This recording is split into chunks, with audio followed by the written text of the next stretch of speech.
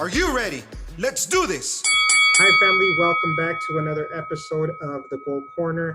Like I do every week, I just want to thank everybody for taking time out of their busy schedule and listening to the stories of these warriors, listening to the stories of what our children have gone through, what our children went through, and what some children are still currently going through.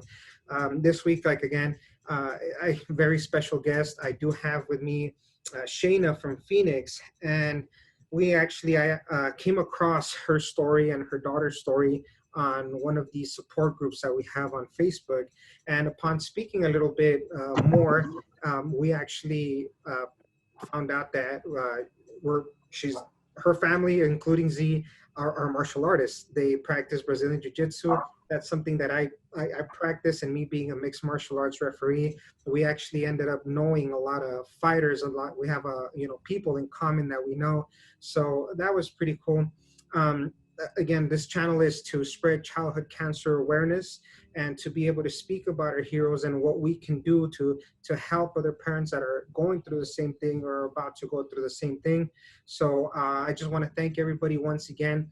Childhood cancer, it starts with a child can be born with it, and it goes up until you're teenagers, that even in your 20s. And of course, for a parent, their kid can be 20, 30 years old. They're always going to be their child. They're always going to be their baby. So we're actually going to be hearing a very inspirational story from Shayna today about her daughter, Sandra, or Z as they call her.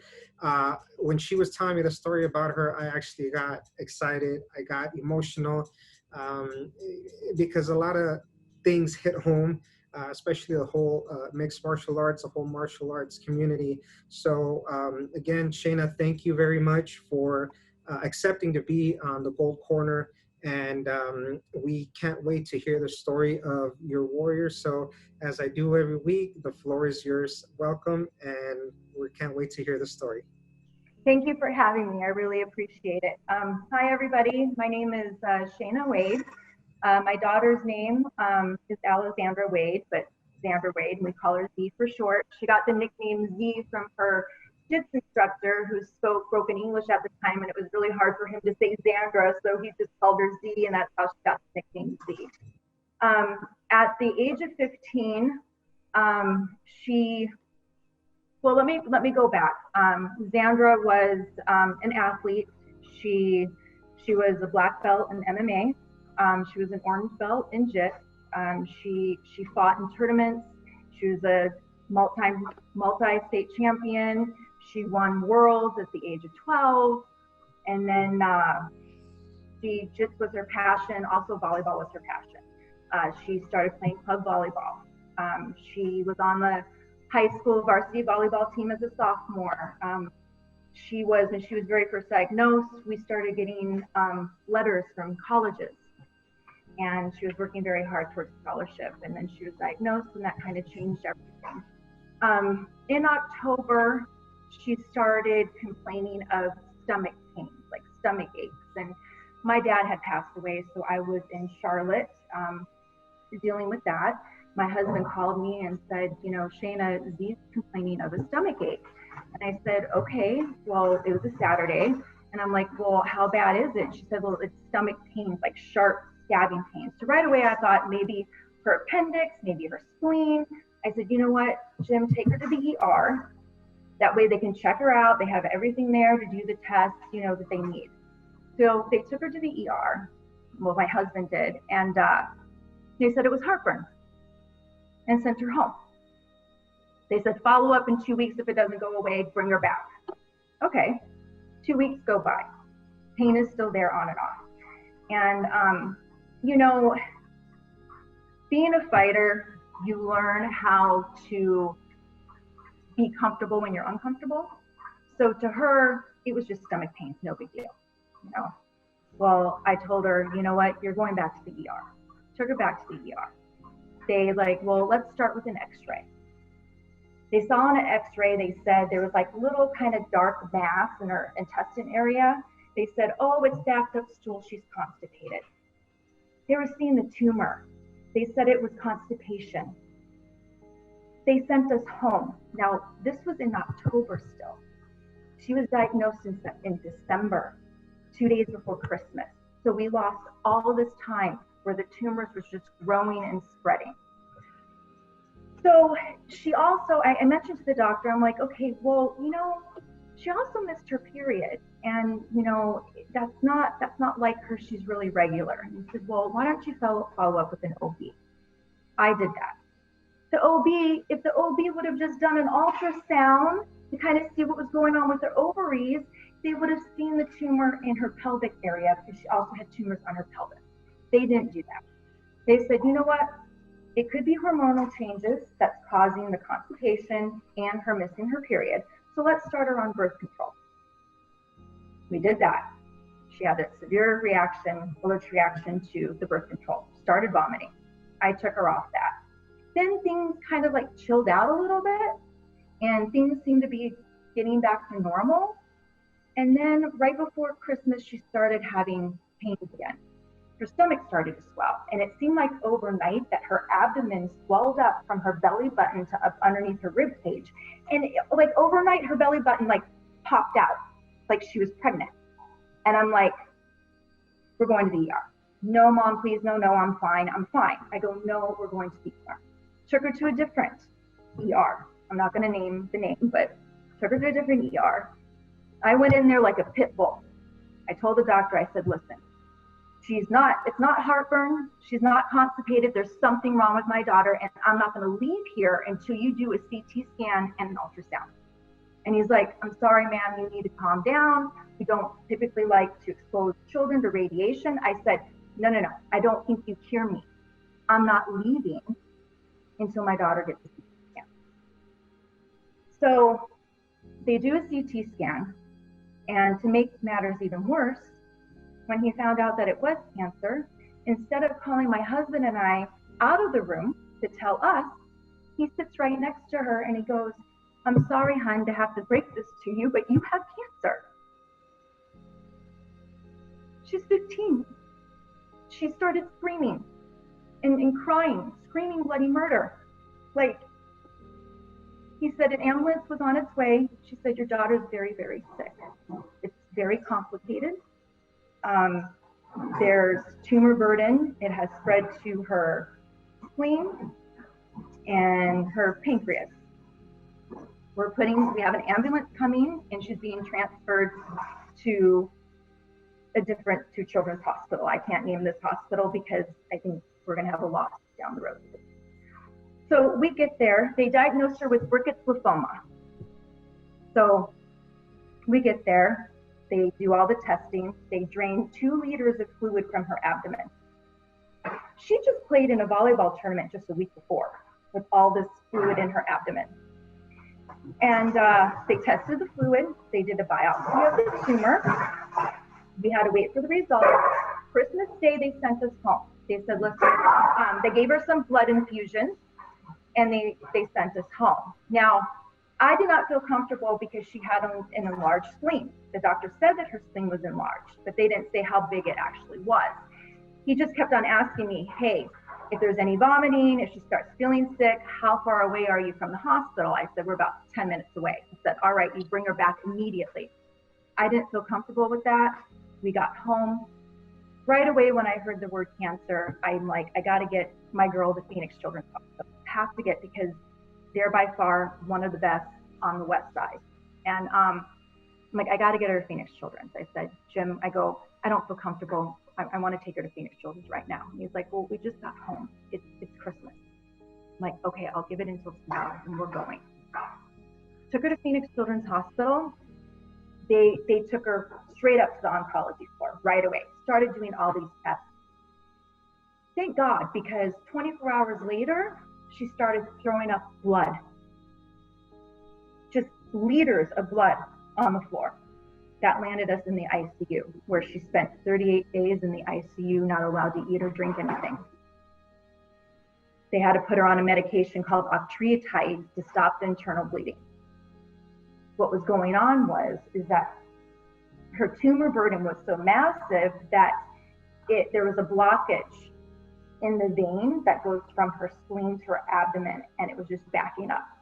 And it caused vertices in her stomach that popped and exploded, which caused the internal bleeding.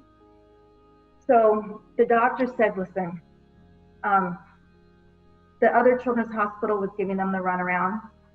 The doctor was asking for all the lab results, the test results, the tissue from the tumor, asking for everything. They were given the runaround. They're like, well, you know, we don't work. It's New Year's Day. There's nobody in the lab. And her doctor was like, her Dr. Watanabe, like, we don't take that days off here at Phoenix Children's Hospital. Like, this is unacceptable. Like, I need her records. Finally, the next day, still nothing. I drove down there myself. Went to the records department and I said, I'm not leaving until I have my daughter's records. I want everything. I want all the doctor's notes. I want everything. Brought it to her doctor, Dr. Watanabe at Phoenix Children's Hospital, and he said, listen, he's like, he goes, they pigeonholed themselves. I go, well, what do you mean? What happened is that they cut the slides to prove their theory that it was Burkitt's lymphoma. So when it came back that it wasn't, they had no more tissue left. So they said the test results were inconclusive. So her doctor said, listen, we're behind the 8 ball here. 90% of her bone marrow is diseased with cancer. I think I can diagnose her based off of her bone marrow. He goes, I'm gonna make a guess. And we're gonna start chemo based off the guess that I make. I'll send the bone marrow samples to MD Anderson for confirmation. He goes, I've never been wrong before. I don't expect to be wrong now. If I am, we'll just switch chemo protocols. Started her on chemo the next day in hopes that it would shrink the tumor enough to where it would open up that vein and there would be blood flow, which would stop the internal bleeding, that will calm down the vertices and all that. So he's brilliant doctor. He was right. Came back, desmoplastics, small round cell tumor, DSRCT. Started her on the P6 protocol, which is very aggressive form of chemo, inpatient chemo, but she was receiving it in the ICU. After the first round, they did another CT scan, and the doctor told us, listen, they said this cancer either responds to chemo or it doesn't. So we're doing the CT scan earlier than what we normally would because your daughter hasn't eaten or drank anything in a month. We're going to do the CT scan and we're going to hope for shrinkage. And I mean, it was a miracle. The doctors were shocked that the tumor shrunk just enough to where there was blood flow and they could start weaning her off octreotide. And let me go back a little bit too. When she was having the internal bleeding, they didn't know that they were going to be able to stop it. They told us to prepare ourselves that most likely she was going to pass in the ICU. And I told them that's unacceptable. I said, you don't know my daughter. She's a fighter. I said, you do not give up on her. You do whatever it takes to save my daughter. And the GI team that worked with her doctor there, they were just, Dr. Carroll and Dr. Fernando were amazing. They worked, even when they got home from the hospital, they were reaching to other doctors in the evening when they got home because they've never seen a case like hers before. So they reached out to a doctor at the Mayo Clinic at Scottsdale, got him privileges to come to Phoenix Children's in the event that there was a massive bleed and they couldn't stop it, that he would be the only one with that kind of experience to stop the bleeding. So they got him hospital privileges to come and do surgery if necessary, just above and beyond. And so anyways, fast forward a little bit back to where I was. Once she was completely weaned off the octreotide, we went back up onto the oncology floor and we stayed there and until she was ready to be released. And, we got her home and comfortable and, dealt with side effects, chemo fevers that sent us back to the hospital, until the chemo fevers are gone. And She did another round of the P6 protocol inpatient, came home, and then her next CT scan and bone marrow aspirates showed that although the tumors were still shrinking, that the cancer was still growing in her bone marrow. And she wasn't a candidate for surgery because the tumor, it wasn't like just, at the time it wasn't like little tumors popping up everywhere. It was like one big massive tumor that started on her abdomen, and kind of, if you imagine a tree and it kind of grows out on the branches, that's how it did. It grew, touching her spleen, touching her pancreas, touching her kidneys, touching her liver. Well, it was wrapped around her pancreas 360 degrees, and her pancreas was starting to atrophy. So she wasn't a candidate for not at that time. We were hoping that the P6 protocol would shrink the tumor enough around her pancreas enough to where they could take the half the pancreas. But they told us that it started growing again in her bone marrow. We had to switch chemo protocol. Well, at this time, from this point, we already reached out to Dr. Slotkin, Sloan Kettering in New York. Dr. Slotkin is the only DSRCT specialist in the world. Dr. Watanabe was sending her, the PET scan results and the CT scan results, and she was she was kind of giving him advice, from the get-go. And she was on board with him. Supposedly, Dr. Watanabe said that she was on board with switching the chemo protocol, but later on down the road, that wasn't the case, but I'll get there later. But switched chemo protocol, and she did great on it, excellent on it for 8 months. She was doing good. Her quality of life was better. She didn't get sick. It didn't drop her counts to where she was able to go to football games and hang out with her friends, and her hair started growing back. And, we bought her a Jeep, for her birthday, and she was doing good. But, in the middle there, right before her 16th birthday, she started getting a bellyache. She didn't feel well. And she started vomiting, and she immediately started crying out for Jim and I, and she started throwing up blood again. So we had to call 911, and back to the ICU we went, and same thing. Although there was blood flow, so the interventional radiologist did another scan, and they explained to us what was going on. They said, listen, this is what the vein looks like. So the vein going from the spleen to the abdomen looks like a sausage. And in the center, although there was still blood flow, it was still kind of pinched. So you see it wide open like this, with all this blood flow, and then like pinched down. They told us that they think they can go in and put in a stent, which would open it up. And the stent is strong, it should last a lifetime, and that will open it up, and she'll get blood flow and all that. So she was on octreotide again, and octreotide wasn't stopping the internal bleeding this time. It was slowing it down. The doctors again told us to prepare ourselves, that they didn't know if the surgery would be successful. And, same thing. I told them it is going to be successful. I said, my daughter's a fighter, and this is going to work. And it did. And it was a miracle, again, that it worked, and got her home. Celebrated her 16th birthday, bought her a Jeep for her 16th birthday, and that was the best medicine that she could have ever had. She drove that Jeep everywhere and had a blast. And then talking, with my husband about, God forbid this protocol stops working, what are we going to do? I told him I don't want to put all of our eggs in one basket. We need to look and see what's next. I said, because I would hate for the doctor to come to us and say, you know what, the cancer's growing again, and us not having another plan in place. So I'm like, I want to know what's next, and then what's after that. So we reached out to Dr. Slotkin, and we got an appointment with her, and we traveled to New York before Christmas to meet her. And wonderful. She's amazing, and she told us things about her cancer that we didn't know, that we needed to know. one of those things were, you know, she told us that there was no cure for her, that all we could do is slow down the progression.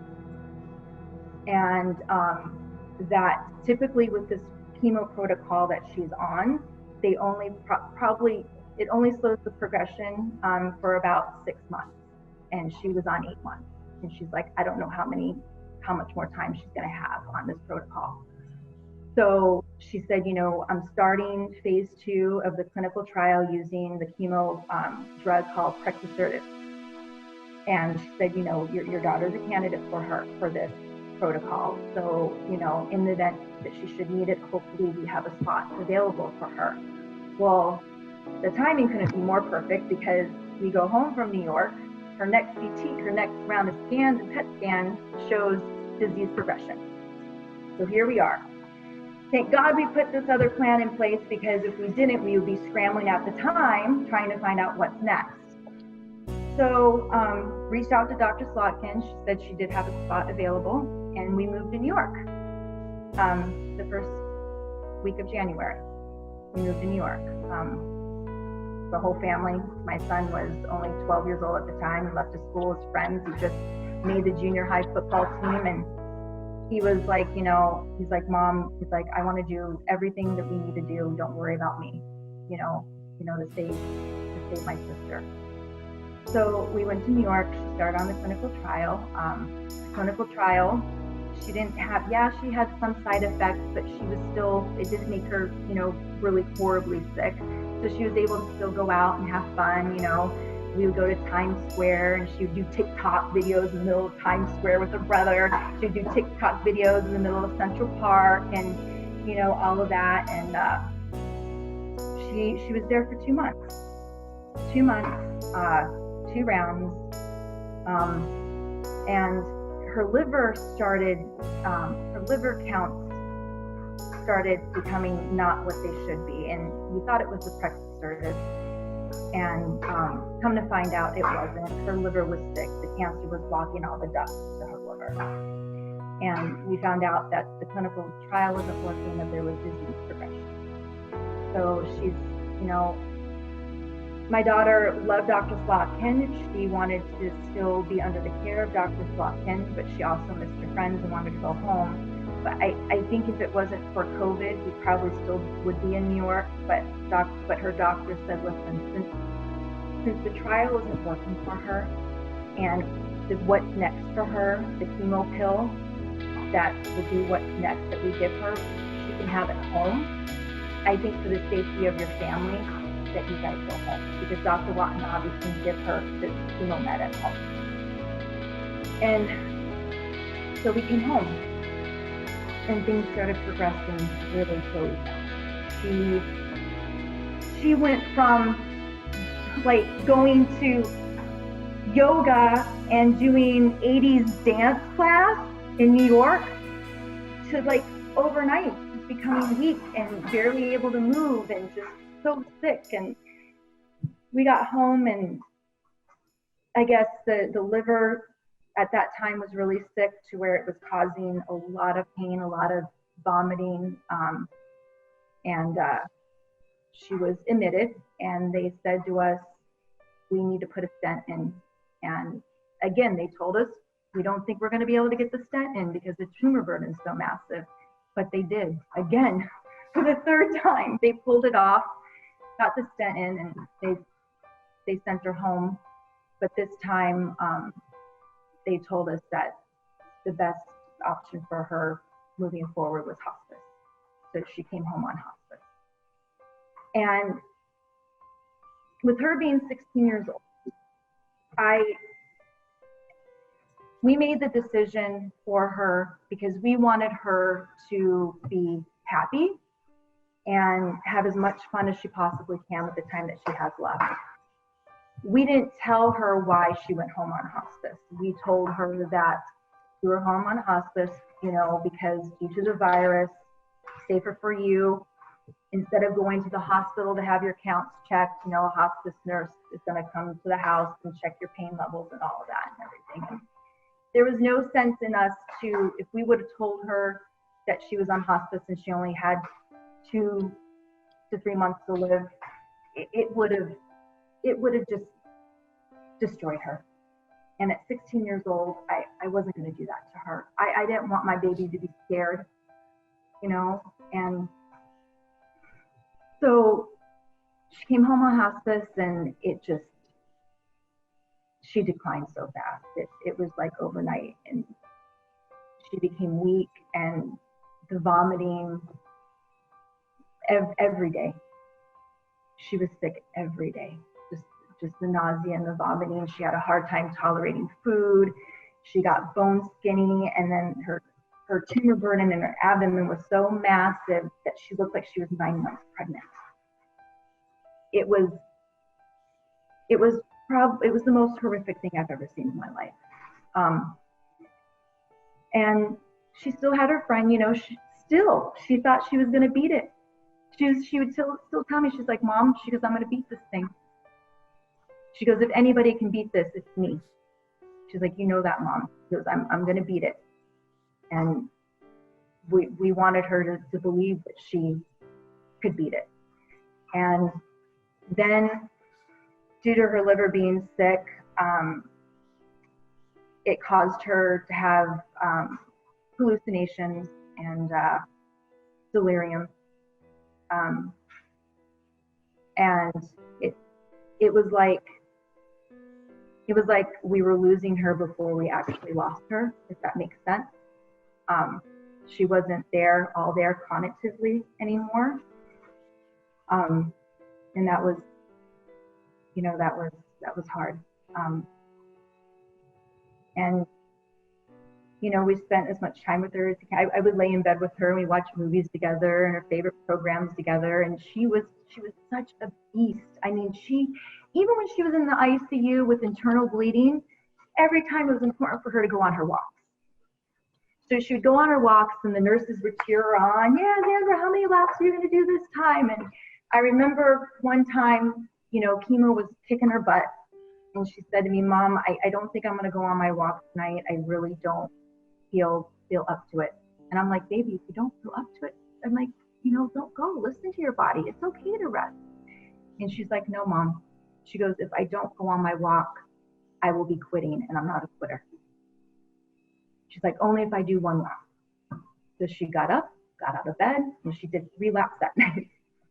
And her strength just blew me away. And even with all the nausea and the vomiting and not being able to tolerate food, we got those little hospital vomit bag thingies for her that we ordered because it was really painful for her to get up and down and go to the bathroom. So we'd be sitting there watching a program, and, you know, no big deal. She would just reach and get the vomiting bag and start throwing up. And I would ask her, I'd rub her back, and I'm like, baby, I'm like, do you need anything? What can I do? She's like, no, Mom, just I got to get through it. I got to get through it. And then when it was done and over, she's like, okay, well, what movie do you want to watch? Like, it was no big deal. Like, nothing happened. I mean, with me being an adult, if I get the stomach flu and I start throwing up, I'm crying and I want to call my mom, and I'm 47 years old. And she's just so strong. And she had a light that just shined on everybody. Her light shined on everybody. She was really big on her faith. Her faith was very important to her. When she got her driver's license, she drove herself to church every Sunday. What teenager gets up at 9 o'clock in the morning every Sunday and drives themselves to church? She did. And she also brought her friends to church. When she heard of somebody at her high school having trouble, she would reach out and she would ask them to go to church with her. There was a young man that at the time just lost his sister to a horrible car accident. Z reached out to him and said, hey, would you like to go to church with me? And she started bringing him to church. And, you know, she was such an inspiration to so many. And she was just one of those people that just shined. She had a light that just shined. And her final days, even that was just unexpected because, you know, it just happened so fast and unexpected. And her passing, I just really, as a parent, you hope that your child would just peacefully pass in their sleep, and that didn't happen. Her passing was very traumatic and horrific. She fought until her last breath. We had to tell her that it was okay to go. I told her, I'm like, baby, I'm like, you fought so hard. I'm like, Mom's so proud of you. I'm like, it's okay. You can go be with Jesus. Go be with the angels. Like, it's okay, baby. And after I said that, she passed 10 minutes later.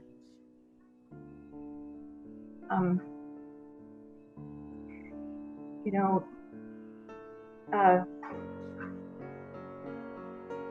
it's been hard. It's only been 11 weeks. She passed away May 22nd. So it's only been 11 weeks. I'm still learning how to find my way. As of right now, it's an excruciating existence. I'm just learning how to live with the pain. I know the pain will never go away. From what I've heard, it changes. Over time, it changes. And, grieving the loss of a child is different. It's so different. I lost my father, and, when you lose a parent, you lose your past. When you lose a child, you lose your future. You also lose your grandchildren. It's different, and our lives will never be the same. And I made a promise to her that the world will know her story, and I made a promise to her to continue shining her light on others, and that's what I plan to do. And I've, like you, I've dedicated my life to spread awareness. I'm just trying to learn right now how to find my way a little bit better, and once I do, I have some, plans and great things that I would like to do to spread awareness, and hopefully one day our kids will see more than 4% funding. But yeah, that's pretty much, and I'm sure I left a lot out. Thinking about her story right now, since everything is so raw and new, makes me a little bit nervous. And I'm sure I probably left out some details and all that, but pretty much that's her story.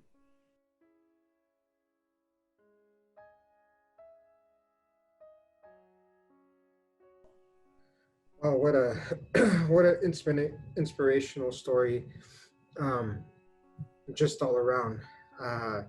She showed, like you said, to the very end, the true spirit of a fighter. And, both you and I, being martial artists, we know what that's like, and we've seen these warriors, but,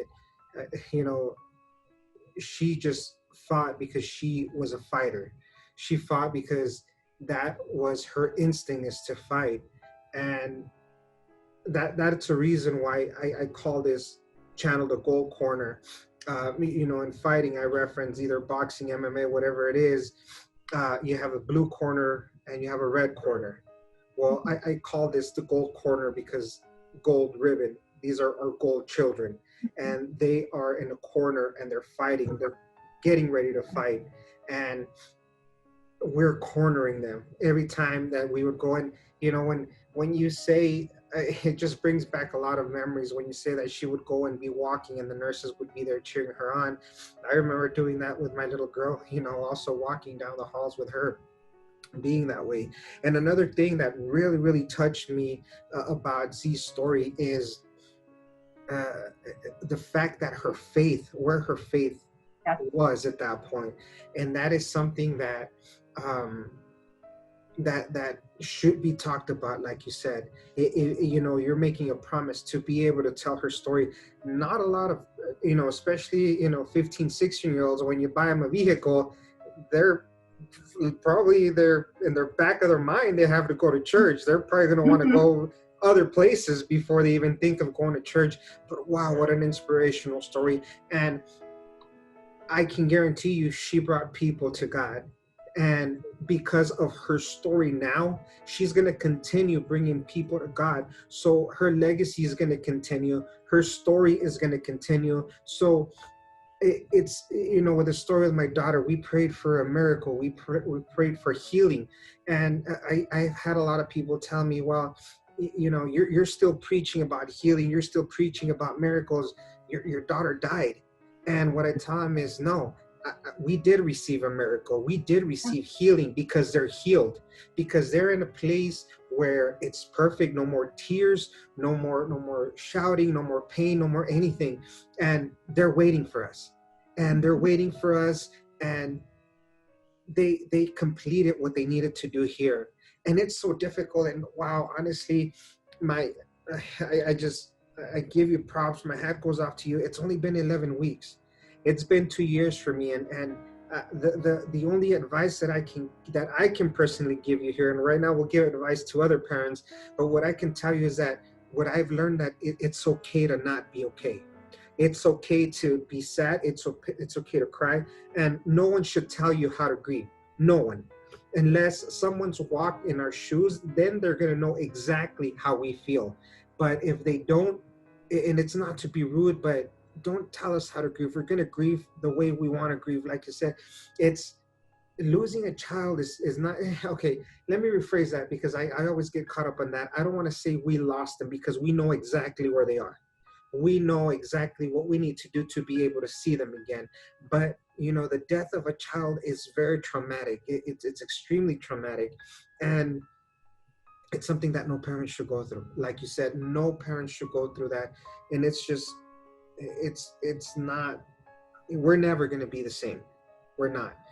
But now it's our job to be able to spread awareness. And 4%, that statement in itself, and I shouldn't have any anger, but I'm human and I have anger. I'm sorry, I'm human. But 4% for our children, that is completely unacceptable. This is 2020. Why are we still getting 4 pennies on the dollar for our kids? Why is it that that they told you she was constipated? Why is it that they told you this, that they told you that? How much time did you not lose?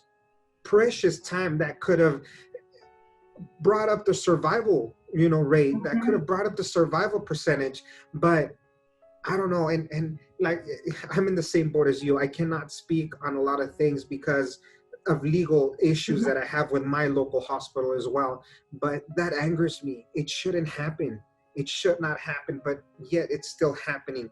And it's just, what an incredible story, honestly. And she's going to be with you. Our children are going to be with us wherever we go, whatever we do. But it's like I said, it's been 2 years for me, and it still hurts, and it's always going to hurt. But you mentioned it, where it's might change. It might be a different way, but it's still always going to linger there. One thing I do want to ask you, and if you feel comfortable sharing this, if not, then I completely understand. But how has your son obviously been impacted? And I know that I cannot relate because Mia was my only daughter, but there's a lot of parents who have their children have passed and they have other siblings, they had other brothers and sisters, but you having another son, how is he coping? How are you guys helping him? Is he getting help? How's that working?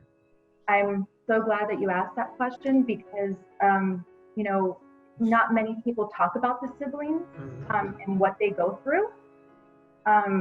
He is right now, he's coping. He's a very strong boy. He's seen things, obviously, and been through things that somebody his age should never go through or see ever. He is coping. We go to grief counseling as a family, and that seems to be helping. But what's been helping him most is these group of friends. So my son is very mature for his age, and because of that, he doesn't really relate to kids his own age. They've been picking him up, and they've been taking him fishing. They've been taking him to get-togethers, at their house, little pool get-together. let's go to Taco Tuesday. They'll pick them up and they'll go get tacos, and just, overall, just being around Z's friends. He's like, Mom, he's like, that's helping me more than actual counseling, because when I'm with her friends, I feel closer to her. And they've been wonderful. Huge support system for him. And he's staying busy. He's like us. Right now, how we cope is just to stay busy. Because staying busy kind of, it's like he goes out, he does his workouts. So he does his speed training, and he goes to football practice on Saturday. And even with this whole COVID thing going on, yeah, football practice is a little weird. They can't throw the football or anything, but they can do drills and stuff. So it turns down the noise in your head. So the analogy that I like to use is, the pain is like a song that plays in your head. And, certain things that you do, you can turn the volume down just a little bit. Sometimes the volume's so loud that the music is blaring in your head, and then other times you're able to tone it down just a little bit. But it's a song that never ends. It's constantly playing in your head. So him going and hanging out with her friends turns that volume down just a little bit in his head. Going to football practice, going to JIPS practice, like where he's at tonight with my husband. Those things help, and that's what has been keeping him going. Yeah, well, thank you for sharing that. And it sounds like Z just had some wonderful, beautiful friends, and for them to continue with your son as well, that speaks volumes of them. So that's wonderful. That's great. And also, right before we leave, I do want to see if I know you had mentioned that you're working on some nonprofit organizations that might be coming up. I know you don't have anything in concrete, but as soon as you do, we'll go ahead and share them on here on all our social media, on my personal ones, as well as the Gold Corner. And I also, another thing that I like to ask parents, so we can touch on that. And another thing that I like to ask parents that come on these episodes is what would you tell, first of all, parents that are going through what you're going through? What advice do you give them? And what advice do you give parents that have perfectly healthy children? Okay. What I would tell parents that are going through what I'm going through is, like I said before, don't put all your eggs in one basket. Have a backup plan. Right now you might be on plan A, you might be on plan B. Whether it is, have plan B, C, and D if it's out there. Have these plans set in place in advance, because most of the time the doctors won't tell you. You got to do the research yourself, which I think is absolutely ridiculous. We had to find Dr. Slotkin ourselves and do that research. We found, find the clinical trials that are going on in the United States that are available to your particular child's cancer diagnosis. And like I said, put those plans in place and be your child's voice and advocate. Advocate for them. You know your child better than anybody else. Listen to your gut, listen to your instinct. If I didn't listen to my gut that day, and I didn't get her to Phoenix Children's Hospital, I don't know what I would have done when she started throwing up blood on the floor. Just listen to your inner voice, and it's okay to ask those hard questions. To ask those doctors those hard questions, you have to. Ask them how much experience they have with that particular diagnosis, especially a rare cancer. Ask what experience that they have. Ask them, do you know of any clinical trials that are going on? Do you know of, just ask all those questions. And it's okay, my daughter, when she was in the ICU, her hospital was a teaching hospital, a learning hospital. So you have, the fellows, you have the, what do they call? Maybe you can remind me. My mind is going blank right now. Residents and the fellows and the attendings, right? Attendings, yeah. And the attendings. The attendings are the higher up ones, I believe. Okay, yeah.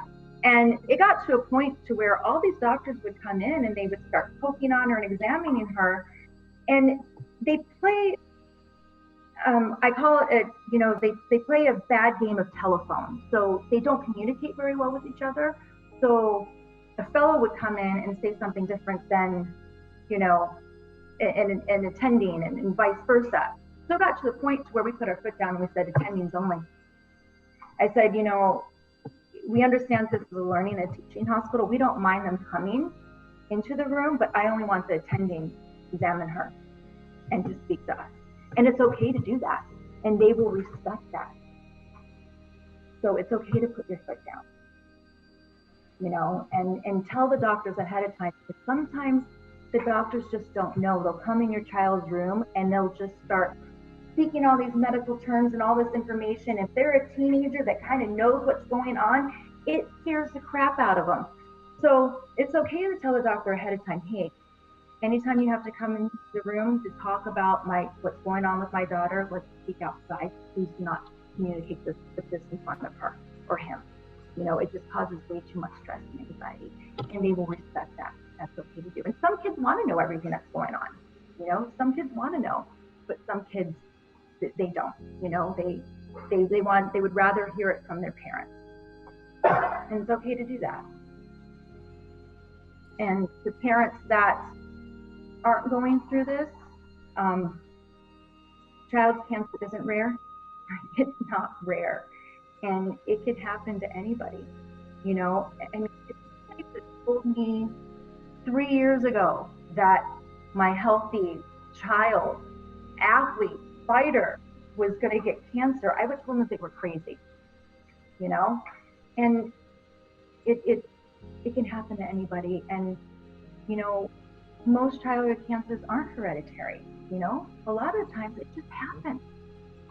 There's no reason, and it's not what your child ate. It's not, you gave them too much sugar, or, you allowed them to eat this, you allowed them to eat that.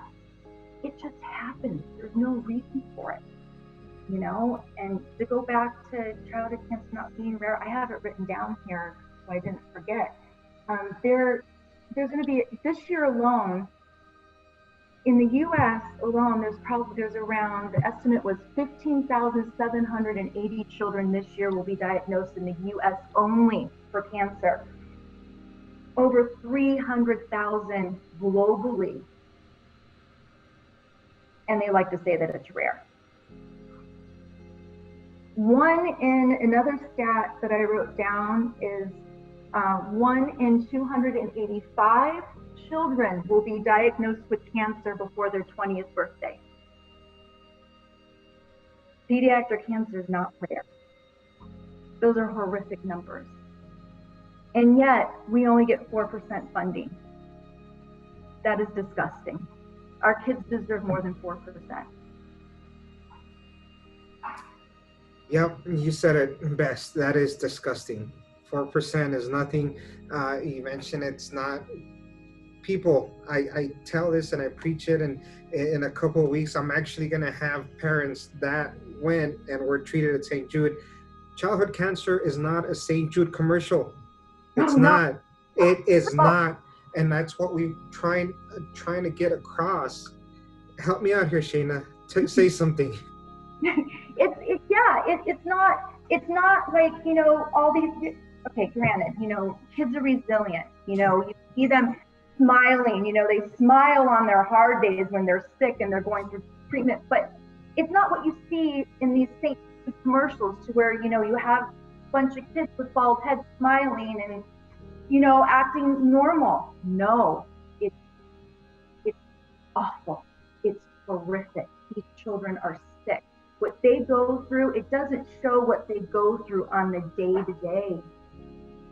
What these kids go through on a day-to-day, most adults couldn't. They couldn't. And I don't know what it's going to take for people to wake up. People need to wake up, and it just makes me so angry because, they look away. They look away because they're not going through it. They don't know anybody that has cancer. My kids are healthy. And they just look away and they bury their head in the sand. But you know what? Guess what? it could happen to your child too, or it can happen to your grandchild. So what are you going to do to try and stop it? What are you going to try to do to try to prevent that from happening? And there needs to be a change. Yeah, there needs to be, and people do turn away when it comes to this. They don't want to see it, but that is where you and I and all these parents are gonna take that step and say no more. Say no more. We need to do something. And thank you for sharing again the story, and thank you for showing us that part. I had featured, such as my daughter, who's forever 2, right before her 3rd birthday, kids that were 3, 4, 5 years old. But I also have, like yourself, I do have some parents with teens that this happened to. So thank you for bringing that. It's a whole different world, because these teens understand, they talk, they hear. So obviously it's a little different, but still the same. Yeah. So just Shin, again, once again, thank you very much. Oh, I forgot. Just talk to us really quick about the nonprofits that you're working on, and later on, when everything's established, we'll go ahead and put everything, launch everything. Okay, so we're working on 2 nonprofit organizations. One is through her high school. So it's through Red Mountain High School in Mesa, Arizona. And we partnered with a nonprofit organization called Dreamcatchers. And the nonprofit is called Sandra Wade College Scholarship Foundation. And our goal is to raise $5,000 a year. And that $5,000 is going to be grant money for a senior for college. So because of the love sports and just her love for sports, we thought that to start it off, we're going to have coaches. So a coach is going to nominate a senior every year, a coach to every sports team, varsity sports team. So varsity football coach, basketball coach, baseball, volleyball, swim, so on. So we're going to have criteria met, and a coach is going to nominate a child for the scholarship, and then we're going to pick one. We're hoping to raise, like I said, we're going to start off with a girl, and sponsor a girl, and we're hoping to sponsor a girl and a boy if we raise enough money. This year we're hoping to raise $5,000 so we can, sponsor a girl so she can get that $5,000 grant money to go towards, books, whatever she needs for college. And that's the first nonprofit. Our second nonprofit that we're going to do is going to help with the pediatric cancer community.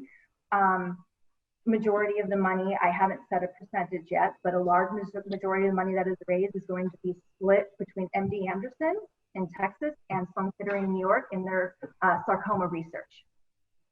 I want to make sure that the money goes straight to that. And the rest of the money will help with families in the community battling pediatric cancer.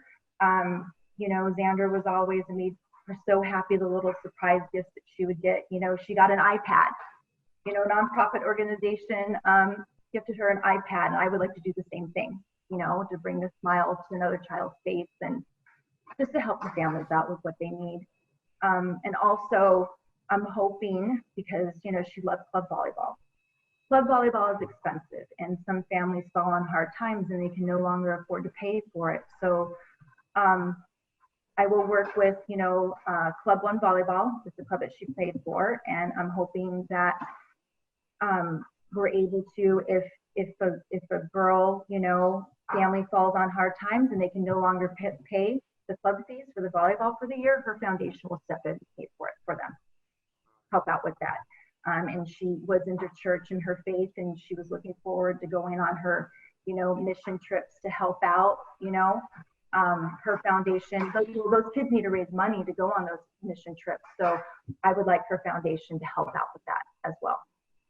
So I have, exciting plans. And once this whole COVID thing chills out, then I'll be able to get out there and start doing the things that I want to do to raise money. There you go. So, yeah. Well, wow. I mean, 11 weeks out after she went home, I I commend you for doing what you're doing. It took me almost my 2 years to be able to do anything because it would still hurt. So I commend you for everything that you're doing, for stepping up, to you and your family and all the support group that you have.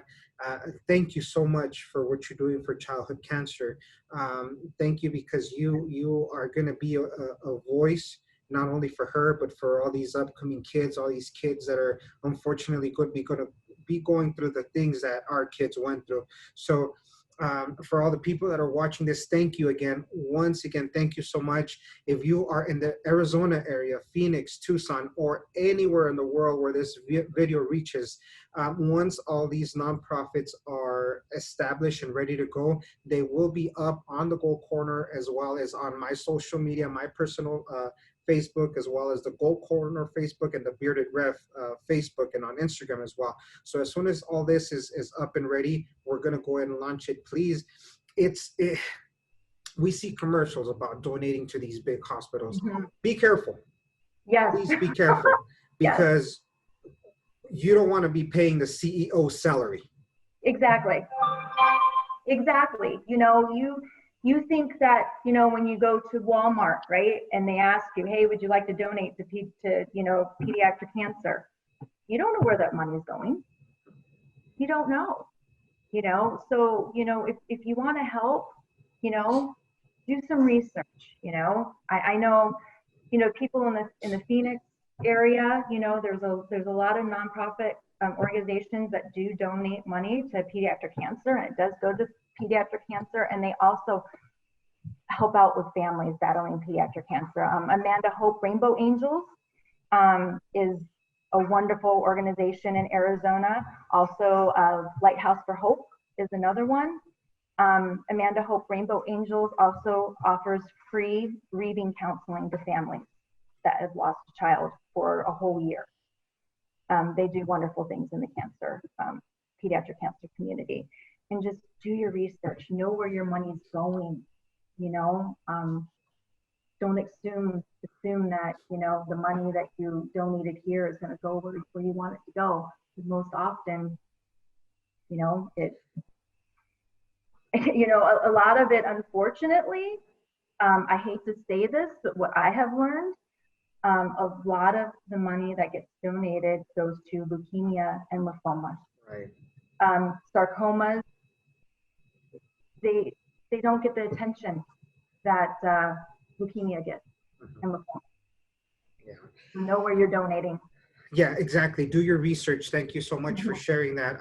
That's why I also have the parents come in, and if they have a nonprofit organization or certain nonprofit organizations that they work with, I like to put those up here. I like to put the links, because just like you said, yeah, you're going to be donating to Sloan, you're going to be donating to MD Anderson, but you know exactly where it is going. Right. And all these, the two, if you can send me the information, guys, on the link on the description of the video, I'm going to go ahead and put these two nonprofit organizations that Shayna just told us about, and of course hers will be later on. But check these out. These will go directly to the families. These will go directly to research. These will tell you exactly where the money is going to. So please, please, please do your research, know where your money is going, and know that it's going to the correct place and for the correct things, I guess you could say, instead of having it to go somewhere else. So right before we end this video chat, one last thing that you want to tell us and you want to leave us with.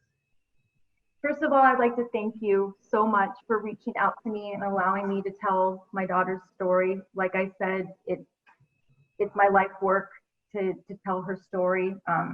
You know, I agree with you. Every child deserves to have their story told, and you're doing a beautiful thing. What you're doing is so beautiful, and your daughter is probably looking down with a huge smile on her face, telling all the other kids around her, going, look, that's my daddy. Look at him. I'm so proud of him. What you're doing is a beautiful thing. And I thank you so much. Well, thank you for those words. Thank you. I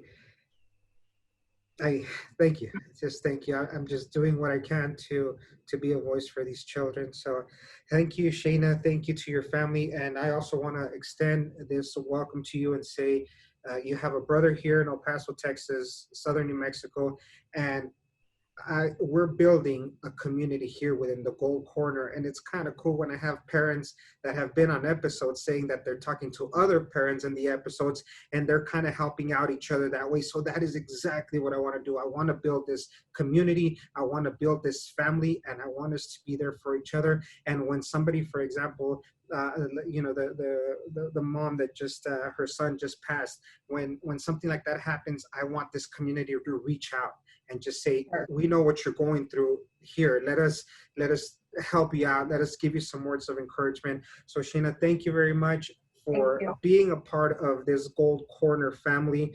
And to everybody out there, thank you so much for taking the time and watching these videos. Again, we will be leaving the description of these nonprofits on the description of the video here when it uploads and everything. And when she has everything ready for her nonprofit organizations, we'll get those going as well. Just remember to please subscribe to the channel, share these stories. Let's make these stories go viral. Let's have these stories be told wherever you guys can. So thank you so much for subscribing. Thank you so much for sharing. If you hit the little bell icon, it'll alert you every time we do upload a video.